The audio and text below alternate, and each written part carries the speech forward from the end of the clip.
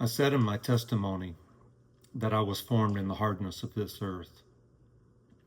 The following meditation might give a plain, simple understanding of what that might look like and where it might lead. It also describes, in a simplified way, a journey of faith. Please close your eyes and think of the most beautiful, natural, existing place you have ever been. Maybe a beach or a waterfall, a mountain range, an ocean. It doesn't matter. Now listen to this with an open mind and heart. I don't know when I first began to build the wall. I suppose it was when it occurred to me that I could keep people out of my life by building a simple wall. The wall would be a kind of boundary, a kind of protection. At first, the little wall was only knee-high. It was really quite attractive and made of native stones I had found in my life. The wall was so small that some people didn't notice it and would stumble right over it and fall flat on their faces. Others saw it but would step over it and come very close to me. I found this very uncomfortable, so I built the wall higher. This wall was really much better, but I found that some people would come and rest their arms on the wall while they talked to me.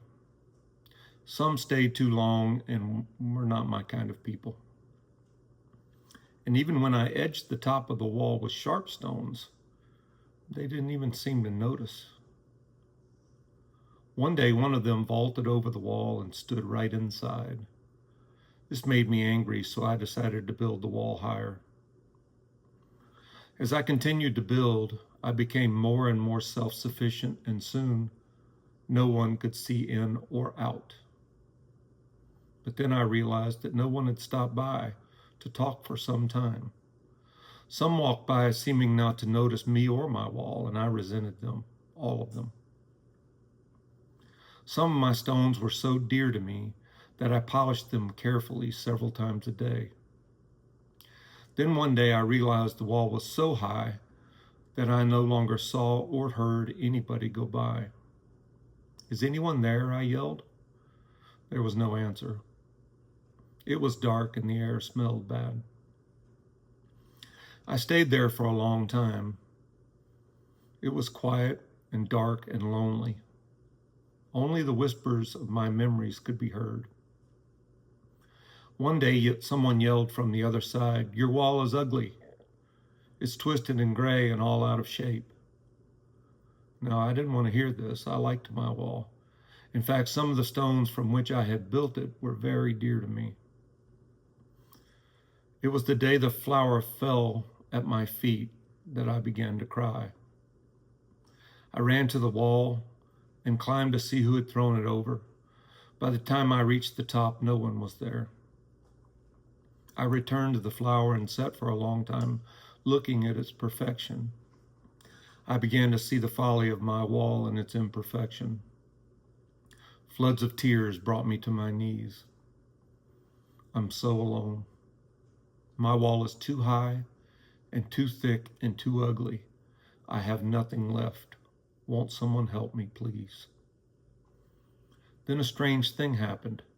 Something inside me stirred, like a remembrance of peaceful times past. And in the stillness of my broken world, I knew God was there. A blessed presence, that God would come to me, that my darkness had been penetrated by the blessed light. I stood in the joy of his presence. I knew that God had watched me build my wall, and that God had waited patiently for me to see it was really a selfish waste of time. Finally, it occurred to me that the divine creator could help me tell me why my wall was so ugly.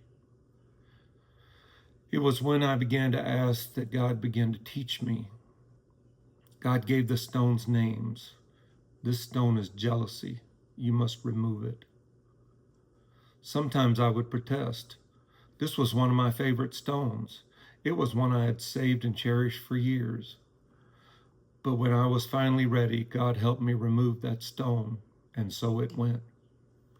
through the stones named envy, disillusionment, resentment, childishness, stubbornness, sometimes with God's help and sometimes with the help of strangers. As we removed the stones, the light began to come in. I even felt a hand reaching through a small hole trying to touch me. Then there was a stranger who walked in one day and told me that he had let God tear down his wall. I told him how I had suffered so, and that I would never forget how forsaken and lonely I had felt inside my wall. Yes, he said, self-pity is a terrible thing. When he left, I found my stone of self-pity in my wall. And what do you know? It was wet with my tears. I dried it off and laid it with the other stones I had taken from the wall. Overwhelmed by all God had done for me and all God had taught me, I stood on a large remaining stone and began to tell anyone who passed by what God had done for me. I was appalled that no one seemed to hear what I was saying. I noticed others working on their walls and ran over to plead with them to stop, but nobody would listen. In my frustration, I lay face down on the stone I had stood upon. It was extremely large and highly polished. It was more than life-size. Do you want the answer to your question? God asked. Raise your head and look at the stone you're lying upon. I raised my head and caught my breath, for I saw my own reflection in the massive stone. Suddenly I knew the stone's name, pride. Quietly we removed it. Then God said a strange thing. Now you must go. I will go with you, and yet I will stay here. I protested to God by telling him that there were still more stones to remove. I wanted him here. Then God answered, I said I would go with you. Do you remember the flower that fell at your feet, the hand that came through the hole to touch you, the stranger who showed you your own self-pity? Oh yes, I thought to myself, oh yes. Then you must go and do likewise. For to whom much is given, much is expected. Wherever you go, I'll go with you. And whenever you come back here to be tempted or to remove other stones, I'll be here for you. And so I went out. I saw the walls of others, and when I could, I threw a flower over or reached my hand through a hole. Those walls were unbelievably ugly. I heard great sobs behind the walls and my heart ached. I even cried out to God one day, won't you please help this person? Later I returned to my wall and God, the blessed presence, was there. Together we removed the stones of fear, mistrust, and indifference. Then God said, now you're beginning to understand love. Without love, the things I have told you would be meaningless. You will begin to live in peace and understanding of all those people around you whom you thought were not your kind. So it was. I went forth reaching out, sometimes just waiting behind someone's wall, sometimes tossing a flower, sometimes grabbing a hand through a hole in their wall. Can you relate to this story? What are some of the reasons you build walls around yourself? We as humans are formed in the hardness of this earth.